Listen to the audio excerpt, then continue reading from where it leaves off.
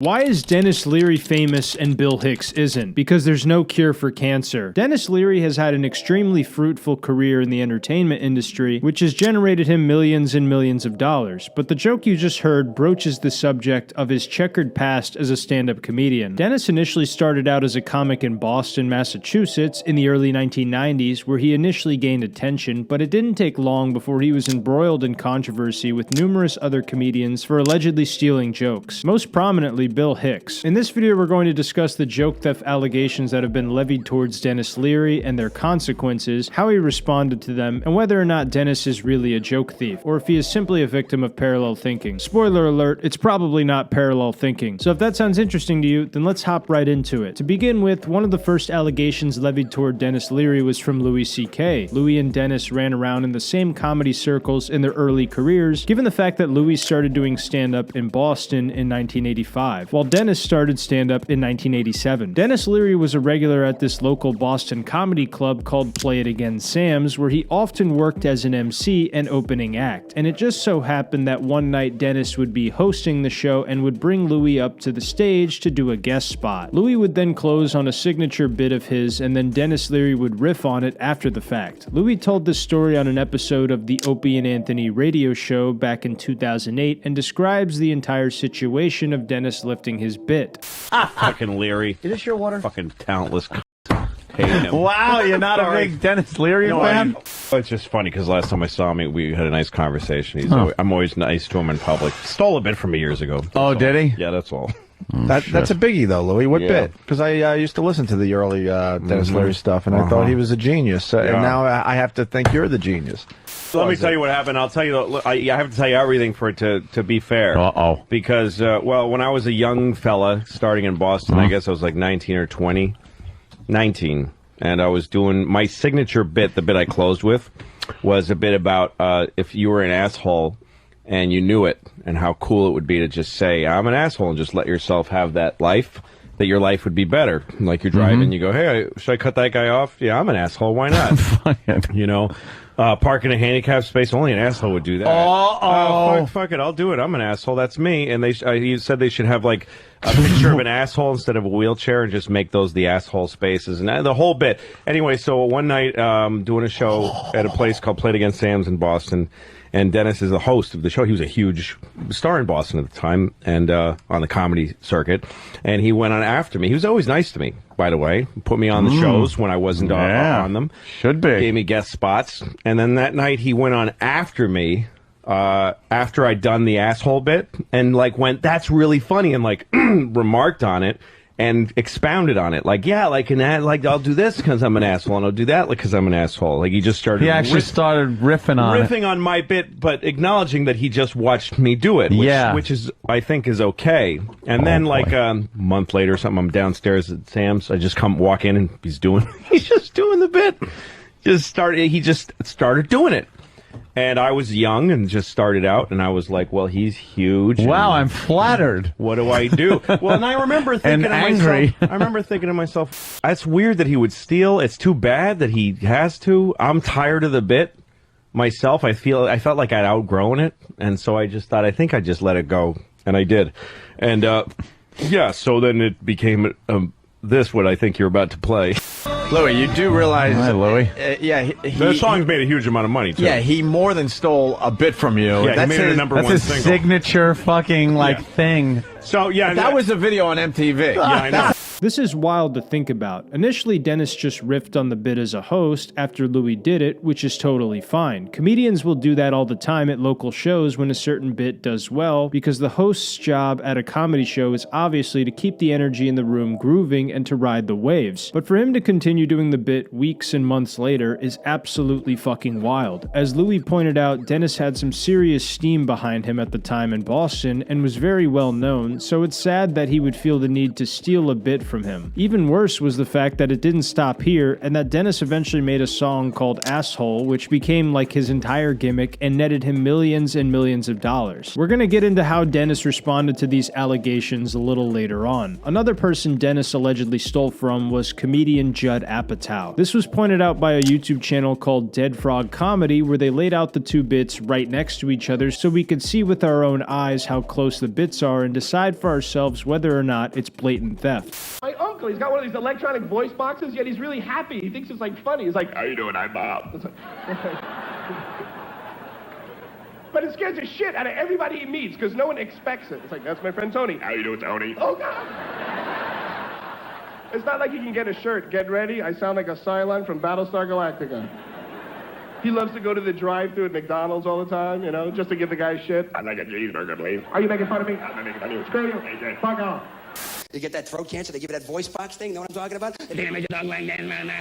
You got any spare change? Here's my whole wallet, get away from me!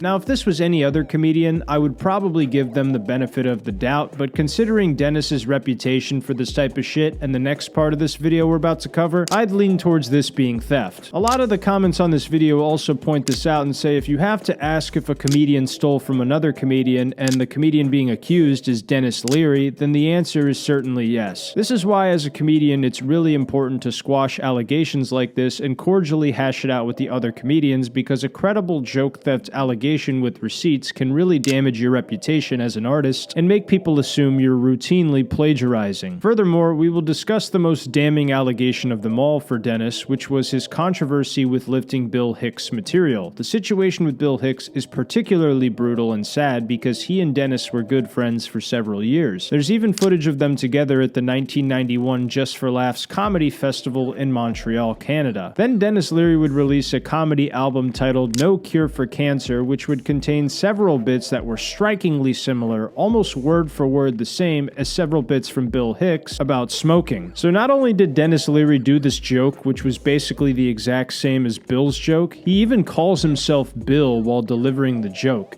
I'm Yul Brynner and I'm dead now because I smoke cigarettes. Okay, pretty scary.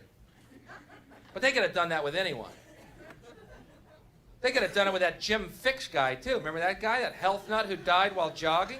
Hey, I got two words for you, okay? Jim Fix. Remember Jim Fix, the big famous jogging guy? Did a jogging video and dropped out of a massive heart attack when? When he was fucking jogging, that's right! All of a sudden, smokers around the world are gonna be going, yeah, Bill, I've got some cigarettes. Holy shit! I mean, if that's not a smoking gun, then I don't know what the fuck is. Even worse is this was just in the first couple minutes of his comedy album. The Austin Comedy News wrote an article where they pointed out the similarities between the two, and they went on the record to say, quote, watching Leary is like seeing Hicks from 2 years ago. He smokes with the same mannerisms. Hicks recently quit. He sports the same attitude, the same clothes. He touches on almost all of the same themes. Leary even involves Jim Fix, end quote. Now, of course, this whole ordeal led to Bill completely cutting Dennis off as a friend and never speaking to him again. Bill Hicks actually went on the record to say this about Denis Leary, quote, I have a scoop for you. I stole his act, I camouflaged it with punchlines, and to really throw people off, I did it before he did, end quote. There's even a clip of Joe Rogan and Ralphie May where Joe talks about an experience seeing Denis Leary and Bill Hicks about a week apart from each other in Boston and how similar their material was. Oh, really? I was a huge Denis Leary fan, man. I came to see Denis Leary once. I paid to see Dom Herrera, and Dom missed his flight. Something happened, or they rescheduled or whatever.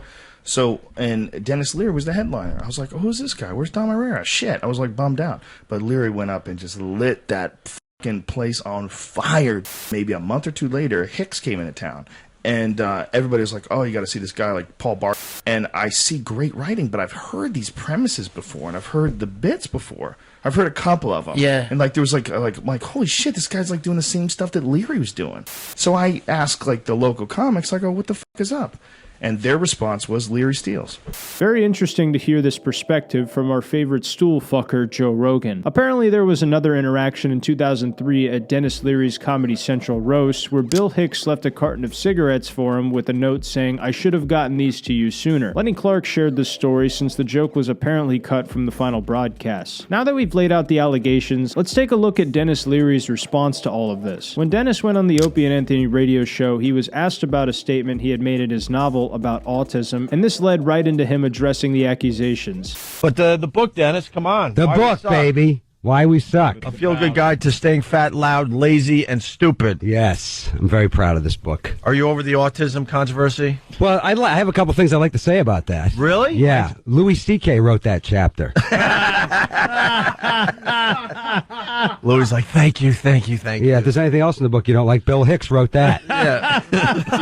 I want to talk about Louis C.K. for a second, okay? Apparently somebody has contacted Louis. Oh, he's told the story on our show. I know. And so I heard about it. I didn't hear it.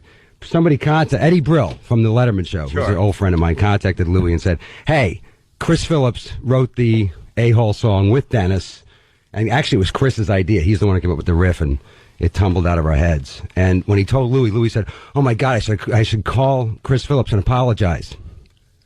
No call to me, though. Apparently, the lines that Chris wrote in the A-Hole song are fine, but I stole all the lines I wrote from Louis C.K. Wow. So, and Louis, by the way, the money I gave you to make that movie was not guilt money. I had no idea you thought I stole your material. I actually believed in you as a filmmaker. Period.